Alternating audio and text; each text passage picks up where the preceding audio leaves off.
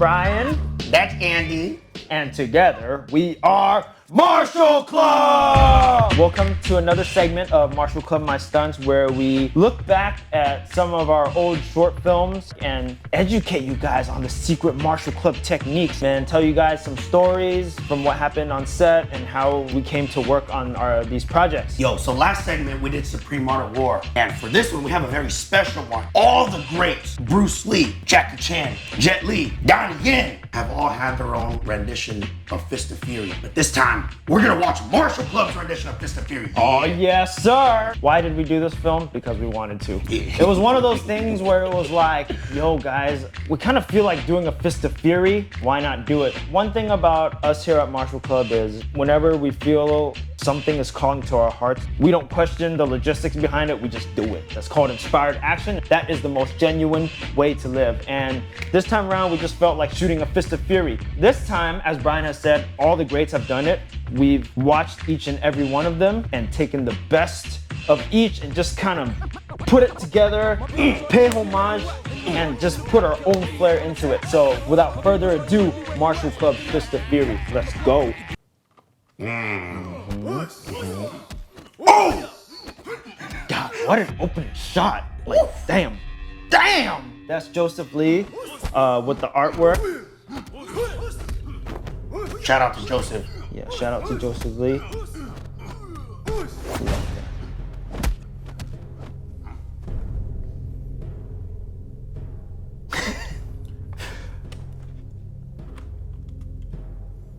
Probably the first thing you guys notice is that Andy has red hair and I have like a straight up yellow mohawk. The reason for that being is because, as Andy said, inspired action is the most genuine form of being. And at the time, we're watching a lot of anime and our style was very flash at the time. Still is, I'm not saying it's not, at the time especially. And we decided to have red hair and yellow mohawk and we just rolled with it because that's our most genuine self. Present for your teacher. General. Damn, Joseph Lee again. Can you feel the tension? You feel like the tension? You stupid. Oh, good Lee's about to happen, bro. Way to pop off. Boom, kick. Didn't give him no time to breathe. Shaolin spin step punch, bam. That moment right there is a straight homage to all the Fist of Furies. Especially this scene in Fist of Fury was all about revenge and standing up for what you believe in, standing up for your country, standing up for where you came from. So when the enemy done humiliated you with the signboard that says Sick Men of Asia, you bring it back and you have this tension build up, this standoff face to face. The slow drag of the tension leads to a strong build up. In all the Fist of Furies, it's always one guy who comes up to Chen Zhen, and then the release, pop off, bam!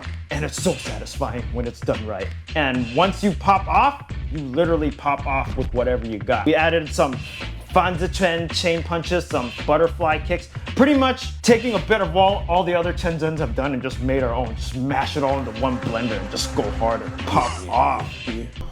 No remorse.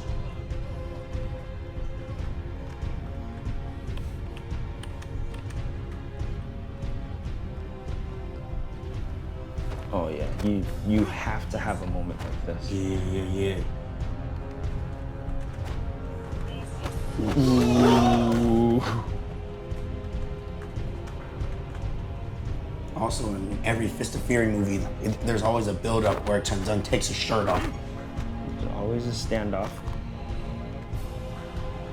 Preparing for this role, I was actually like literally 10 pounds heavier 2 weeks before. Getting into the right physique to do this film wasn't easy. If I had had more time, I probably would have done it in a healthier way where I gradually went on a caloric deficit properly. But because of the location, that's the thing with filming sometimes, especially when we're producing on our own, getting the locations was already really hard. We didn't have any money at the time. So the studio, Westminster Aikido, shout out to them for being so kind and letting us use their studio. They only had 1 weekend because the timing was so tight. I only had 2 weeks to cut for the film. I don't suggest anyone to ever do this, but I ate 0 and I had a protein shake.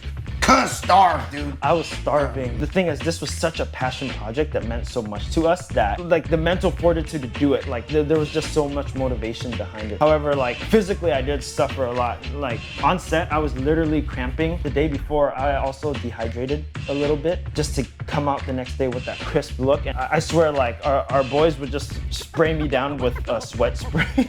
Since he was so dehydrated, it would soak up all the water. Yeah. So it was every take was a reset, spray him up, get him wet, and then go. Literally every kick I was cramping and someone had to stand by with like fun-sized Snickers or something. Or like just Gatorade, you know? Gatorade, just so I could survive. Mainly for the shot like this. In the classic Fist of Furies, you always have that standoff shot. You build the tension, Chen standing in the middle, and it's like one against the world type of energy. There's always that classic where he takes off his shirt and you gotta have that physique.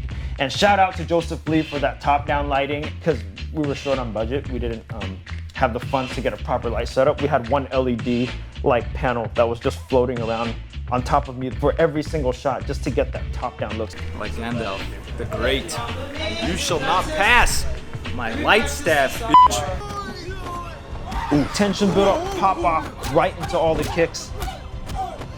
In every Fist of Fury, you always have that top shot. Top shot of glittering him off with kicks, you know what I mean? So in every Fist of Fury, you'll have a top shot, Chen Zhen's in the middle. You got all the black belts standing around and you're firing kicks in all different directions. Training up for this role, I trained my kicks so hard, dude. Like, because yo, if you gonna play Chen Zhen, you gotta have clean kicks. You gotta fire off some kicks, bro. The nice thing though, because I was light, there was just not that much resistance to hold me back. So moving was easier, but I was cramping a lot. During a scene like this, I really thought of all the like hardest kicks I can do. It's like this cheat 10 right here. This cheat 10 probably took like 30 something takes, and like the next day, all my cheat 10 muscles were sore. The aerial side kick here onto Gabe, you notice Gabe has a really big chest pad to absorb the blow. So if you pay attention, whenever there's real contact, we always try to protect the guys with some padding.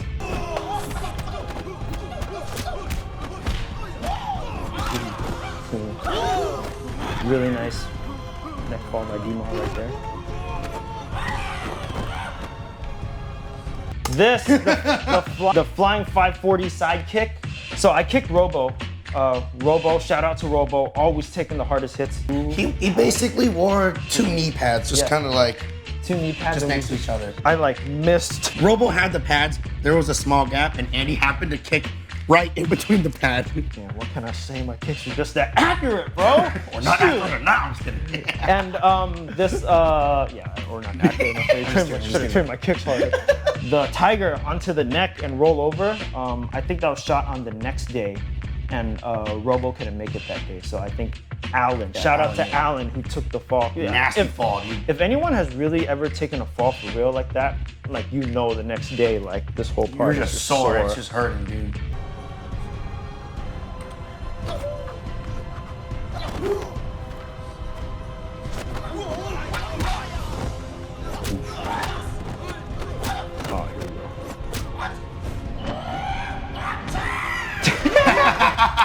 All right. Okay, the wall 9, we call it the wall 9, but pretty much the step off one guy, a spinning round kick to the next. I actually was inspired by Death to All, or Brian's first short film. He did that into a knee spin, into a suplex. So the trick to that kick is you don't actually step off the stunt guy's chest. I like to go straight for the kick here, and I just kind of mock the step here. So this way, this guy doesn't take that much impact. Essentially with that move, you kind of just do it on your own, but you tap that opponent to kind of redirect you into the direction you want to go. And then going right into the knee spin. So coffee grinder coin drop was a combo I was using a lot at the time. Very classic combo I would use in all my trick battles. And then I would swing straight into the box cutter. So you want to talk about that? With some of these kicks, when we're doing full contact, it does get pretty dangerous, you know? And the thing with me and Andy, we've trained together so much that we know where all our kicks are. Even if we don't train for a few years, we can still come back together. Yeah, we can still come back. Still be on point. Yeah, still have that coordination together. That shot specifically, I think originally Andy wanted to kick one of the other guys, but we had to decide like, yo, if someone gets hurt, it could be really bad. How about just throw me in and do it, you know? So I just changed outfit, stepped in, took one for the team, and it's all good. I put Brian in a costume because he's the only person I trust kicking in the head. I don't want any of these guys having concussions.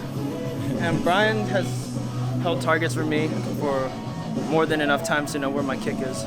So I only trust King. With an action, it's not foreign to switch stunt guys in and out just to get the shot perfect. Obviously, this one was in slow motion, so it was a lot more obvious than normal. So with a shot like this, if they're looking at me taking the reaction, then they're not looking at the right thing, then we're doing something wrong, you know?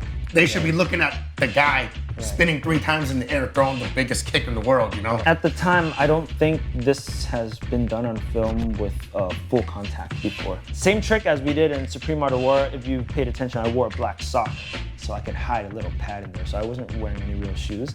It might be a lot easier to spot this time since it's in slow motion, but that's the fun in it. Robo taking a little back over here.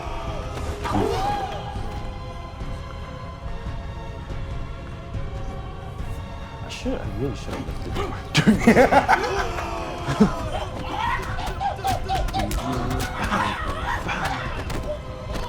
All right, yo, shout out to the stunt guys for taking all the hits, dude. Like, we can't thank them enough. Yeah. These guys are just taking it, dude. So for some of the finishing beats, when we're starting to finish off the guys, we always like to build up into the exclamation. With Robo, there was that top shot where I trapped, crisscross, back fist straight into the twist kick, right? So rhythmically, again, tension and release, right? There's always the build up. Same with Alan, it was the 1, 2, 3, freestyle, rolling punch, then into the 720 back kick. Yeah. It's never banger after banger. Like for sometimes it is. Sometimes it is at the right moments, but there's a time and place for everything. For moves like these, like 720 back kick, it's well earned when you can build up to it correctly. The choreography for this specific section, I didn't really have to think too hard. Usually, like, we take the time to really craft for our action sequences, but which we do. But this one, I think we were just so inspired that it just came to us. All the choreography came very natural. Yeah, and which leads to the next fight. This was shot in 2 weekends. One weekend, all the black belts, the opening and everything. And then we didn't really even touch the choreography for my fight with Brian, who plays the general, until the next week. So again, we always try to build up into the finishers. And so here's the finish, clean finish. Laid him out clean. You got one guy about to piss his pants. Oof. And then here comes the final boss. Yeah. Now, if you want to see the final boss, you're gonna have to tune in to part 2. So you better subscribe, hit that notification bell if you want to see this breakdown, you know. I'll tell you this, part 2 is nothing short. This is the final boss, yo. I have the privilege of fighting this one. He gets to fight Ganondorf. I get to fight this one. Yes. I hope you guys enjoyed this segment and learned a lot. Be sure to tune in for part 2. And if you like this type of content, be sure to like, subscribe, notification bell, all that good stuff, all right? See you guys very soon. Martial Club out.